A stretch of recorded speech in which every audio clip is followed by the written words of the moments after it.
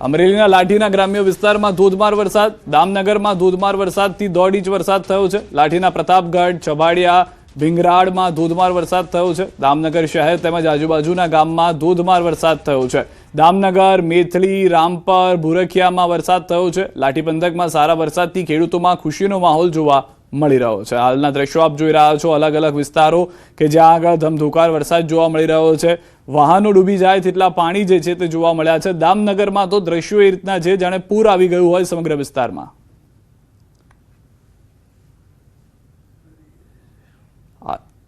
હાલમાં નીચાણવાળા વિસ્તારો એવા છે કે જ્યાં આગળ ભારે વરસાદ છે। અમરેલીના લાઠીના દ્રશ્યો હવે આપ જુઓ, ગ્રામ્ય વિસ્તારોમાં અનરાધાર વરસાદ થયો છે।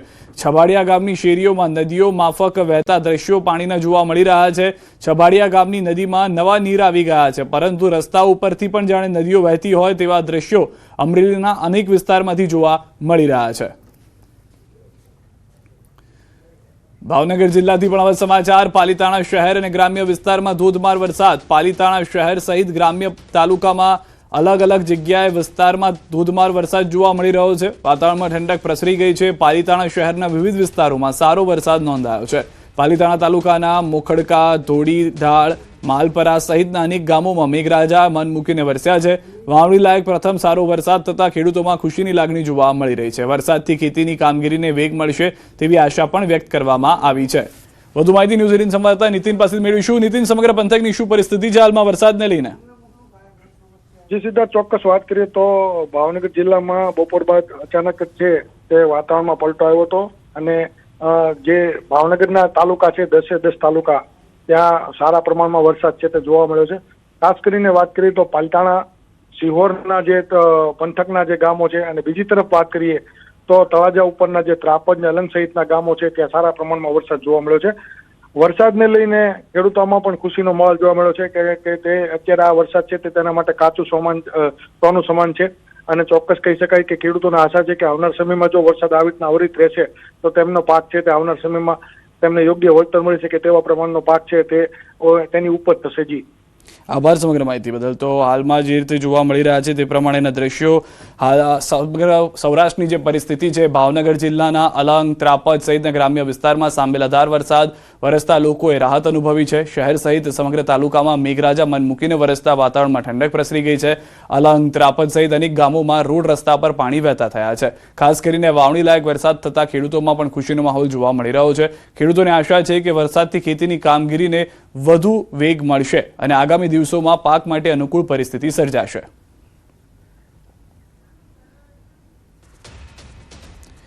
ગીર સોમનાથથી સમાચાર। વેરાવળ શહેરમાં જળબંબાકાર, 30 કલાકમાં 20 ઇંચ વરસાદ ખાબક્યો છે। વોર્ડ નંબર 5માં ગાડીઓ પાણીમાં ડૂબી ગઈ છે। ઘર આંગણે પાર્ક કરેલી કારમાં પાણી ઘૂસી ગયા છે। હાલના દ્રશ્યો જે સ્પષ્ટ કહી રહ્યા છે કે કેવી પરિસ્થિતિ સમગ્ર વિસ્તારની જોવા મળી રહી છે। હાલના દ્રશ્યો કે જેમાં સતત વરસાદને કારણે પાણીનો નિકાલ ન થતા પરિસ્થિતિ વિકટ બની છે। વેરાવળના ભીડિયા વિસ્તારમાં પાણી ભરાયા છે। દુકાનોની અંદર પાણી ઘૂસ્યા છે। સતત વરસાદી માહોલ વચ્ચે અનેક વિસ્તારોમાં પાણી ભરાવાની સમસ્યા જે છે તે જોવા મળી રહી છે। તો હાલના ઘરની અંદર ગયેલા દ્રશ્યોના પાણી ભરાયેલા દ્રશ્યો પણ આપ જુઓ કે જ્યાં આગળ ઘરની અંદર પણ લોકોને માલ સામાન જે છે, ઘર વખરી જે છે તે પલળી ગયેલી જોવા મળી રહી છે। વોર્ડ નંબર 5માં ગાડીઓ પાણીમાં ડૂબી ગઈ હોય તે પ્રમાણેનો વેરાવળની અંદરથી આ દ્રશ્યો જોવા મળી રહ્યા છે। સમગ્ર દિવસ જે છે તે વરસાદ વરસ્યો હોવાની પણ સ્થાનિકો તરફથી જાણકારી આપવામાં આવી છે।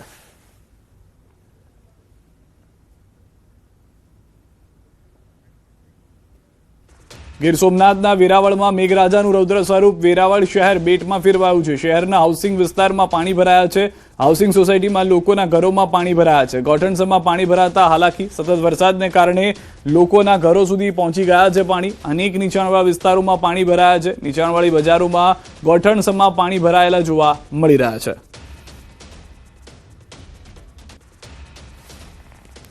અત્યારે અમારા ઘરમાં ફૂલ પાણી છે।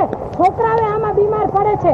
બસ ગટરો અત્યારે ગટર સાફ કરવા વાળા અત્યારે આવે ચોમાસામાં કેટલી સમસ્યા અમે ઘર વખરી કઈ બગડી છે?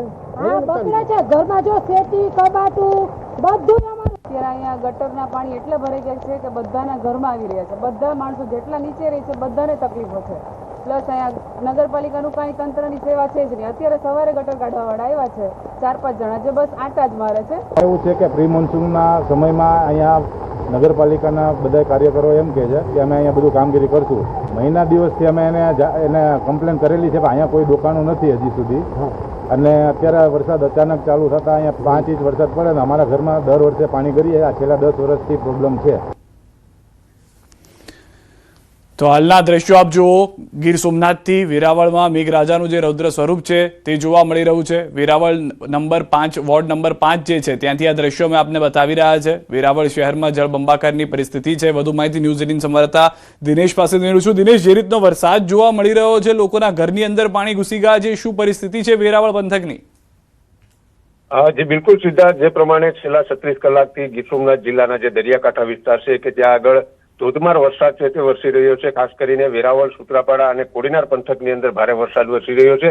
અને વેરાવળની અંદર આમ તો કહી શકાય તો 20 ઇંચ જેટલો વરસાદ છે તે વરસ્યો છે. અને તેમને કારણે જે નિશાણોવાળા વિસ્તાર હોય છે તેમાં અનેક જગ્યાએ પાણી ભરાવાની સમસ્યા સામે આવી રહી છે. કેટલાક વિસ્તારોની અંદર કારો જે પાર્ક કરેલી હોય છે, પોતાના ઘર આંગણા આસપાસ કાર પાર્ક કરેલી હોય છે, તેમાં પણ પાણી ભરાવાની સમસ્યા ઉભી થઈ છે. તો ભીડિયા વિસ્તાર જે કહેવાય છે કે જ્યાં ભાગ્યે જ પાણી ભરાતું હોય છે, તે વિસ્તારની અંદર પણ દુકાનોની અંદર પાણી છે તે ઘૂસ્યા છે. એટલે કહી શકાય કે મેઘરાજા છે તે હવે ખમૈયા કરવાનું નામ નથી લઈ રહ્યા. ભલે સિઝનનો પ્રથમ વરસાદ છે, પરંતુ પ્રથમ વરસાદની અંદર જ હવે ક્યાંક ને ક્યાંક લોકો છે તે પણ ત્રાહિમામ થયા છે. જી આભાર સમગ્ર માહિતી બદલ. તો હાલમાં મોટાભાગના વિસ્તારો એવા છે દરિયા કિનારાના, જે રીતે દિનેશે જણાવ્યું કે વરસાદના કારણે પાણી જ પાણી જોવા મળી રહ્યું છે. આ તરફ ડાંગ જિલ્લાની વાત કરીએ. વહેલી સવારથી સાર્વત્રિક વરસાદી માહોલ છે. સાર્વત્રિક વરસાદને પગલે ડાંગ જિલ્લાની મુખ્ય અંબિકા, પૂર્ણા, ગીરા અને ખાપરી નદીમાં ઘોડાપૂરની સ્થિતિ છે. પ્રવાસીઓ માટે આકર્ષણનું કેન્દ્ર એવો વઘાઈ પ્રવેશ દ્વાર ખાતે આવેલા ગીરાધોધ રૌદ્ર સ્વરૂપ ધારણ કરી ચૂક્યો છે. વહીવટી તંત્રએ પ્રવાસીઓની સુરક્ષા માટે ગીરાધોધ નજીક જવા પર પ્રતિબંધ મૂકી દીધો છે. પ્રવાસીઓએ વહીવટી તંત્રના આદેશને સ્વીકારી દૂરથી કુદરતી સૌંદર્ય માણ્યું હતું. ગીરાધોધે રૌદ્ર સ્વરૂપ ધારણ કરતા મનમોહક દ્રશ્યો કેમેરામાં કેદ થયા છે. એક્સક્લુઝિવ દ્રશ્યો ન્યૂઝ 18 ગુજરાતી પર આપ જોઈ રહ્યા છો. અંબિકા, પૂર્ણા, ગીરા, ખાપરી નદીમાં ઘોડાપૂર છે, જેના કારણે આ પરિસ્થિતિનું નિર્માણ થયું હોવાનું હાલમાં જાણવા મળી રહ્યું છે. हमने यहाँ 2-3 पॉइंट्स देखे अभी, हमें बहुत अच्छा लगा. बहुत अच्छी जगह है. यहाँ का वाटरफॉल बहुत ही अच्छा लगा और वो सारे पॉइंट्स हैं बहुत अच्छे हैं. ગુજરાતનો છેવાડાનો જિલ્લો ડાંગ જિલ્લો પ્રકૃતિ પ્રેમીઓ માટે આવકારદાયક જિલ્લો છે તેમ બતાવવાનો પ્રયાસ કરી કે આજે વહેલી સવારથી જ ડાંગ જિલ્લાની અંદર અવિરત ધોધમાર વરસાદને પગલે જિલ્લાની પૂર્ણા, અંબિકા, ખાપરી સહિત તમામ નદીઓમાં પૂરની સ્થિતિ જેવો માહોલ જોવા મળ્યો છે. ખાસ કરીને વાત કરવામાં આવે તો અંબિકા નદી ઉપર આવેલો છે ડાંગ જિલ્લાનું પ્રવેશ દ્વાર વઘઈ કહેવાય છે. વઘઈમાં ગીરાધોધના મનમોહક દ્રશ્યો પ્રવાસીઓ જોવા આવતા હોય છે. ખાસ કરીને વાત કરવામાં આવે સિઝનના પ્રથમ વરસાદની અંદર ગીરાધોધે રૌદ્ર સ્વરૂપ ધારણ કર્યું છે. તે અંતર્ગત પ્રવાસીઓ માટે એક આકર્ષણનું કેન્દ્ર બનવામાં આવ્યું છે. અને આ વહેલી સવારથી વરસી રહેલા અવિરત વરસાદને પગલે અંબિકા નદીમાં ઘોડાપૂરની સ્થિતિ જોવા મળતા હાલ ગીરાધોધે રૌદ્ર સ્વરૂપ ધારણ કર્યું છે. આ દ્રશ્યની અંદર સીધા તમે જોયા કે આજે ગીરાધોધે એનું રૌદ્ર સ્વરૂપ ધારણ કરતા પ્રવાસીઓ માટે અનોખો એક આવકાર મળી રહ્યો છે. કેતન પટેલ, ન્યૂઝ 18 ગુજરાતી, વઘઈ, ડાંગ. એક અમદાવાદથી મહત્વના સમાચાર. એટીએસની મોટી કાર્યવાહી. આતંકી સંગઠન જૈશ એ મોહમ્મદ સાથે જોડાયેલા 8 શખ્સોની ગુજરાત અને મધ્યપ્રદેશમાંથી ધરપકડ કરવામાં આવી છે. પ્રેસ કોન્ફરન્સ થઈ રહી છે, સીધા ત્યાં જઈએ. આઈડેન્ટિફાઈ કરીને અમે સિવિલ એડમિનિસ્ટ્રેશનની મદદથી સરકારી પંચોની માંગણી કરી.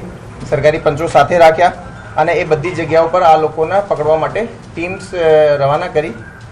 કાલે સવારે જ્યારે એ રેડ કરતા હતા એ દરમિયાન જે શરૂઆતી ઇન્ફોર્મેશન જે બાબતે મળી હતી કે અહેમદ અને ઇબ્રાહીમ એ બંનેનો લોકેશન મહેસાણા, બનાસકાંઠા, અમદાવાદના હાઈવે ઉપર આવતી હતી. તો એક ટીમ સરકારી પંચો સાથે આ બંનેને ડિટેન કર્યા. એની પાસેથી એક કારમાં મૂવમેન્ટ કરતા હતા, એની પાસેથી ચેકિંગ કરવામાં આવેલો તો એની પાસે મોબાઈલ